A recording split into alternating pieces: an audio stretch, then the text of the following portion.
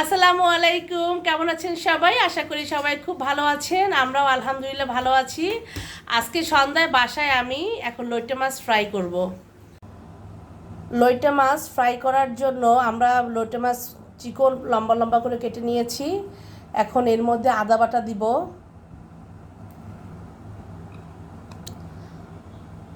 পরিমাণ মতন আদা বাটা দিয়ে দিলাম। জিরার গুঁড়ি দেব, স্বাদ মতন লবণ দিব, হলুদের গুঁড়া, মরিচের গুঁড়া, কর্নফ্লাওয়ার দিব 1 চা চামচ, লেবুর রস দিব,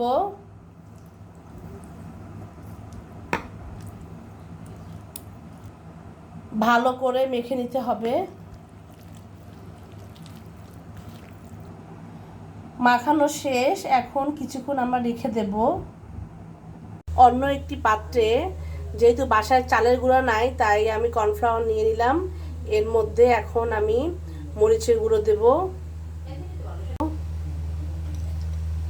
জিরার গুঁড়ো, হলুদের গুঁড়ো, স্বাদ মতন লবণ দিয়ে দিলাম। একটা ডিম দিয়ে দিব। ভালো করে মেখে নিতে হবে। খুব সুন্দর করে মাখা হয়ে গেছে। এখন এর মধ্যে লইট্টাগুলো চুবিয়ে চুবিয়ে ভেজে নেব। গরম তেলে লইট্টা মাছ দিয়ে দিলাম।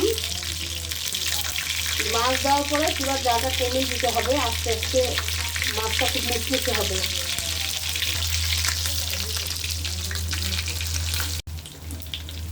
দেখি মনে হচ্ছে অনেক মুচমুচে হয়েছে।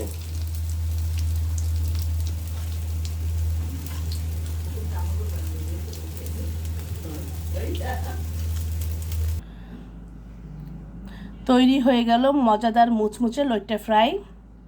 খুবই ইজি তৈরি করা, আপনারাও চাইলে বাসায় ট্রাই করতে পারেন। আল্লাহ হাফেজ।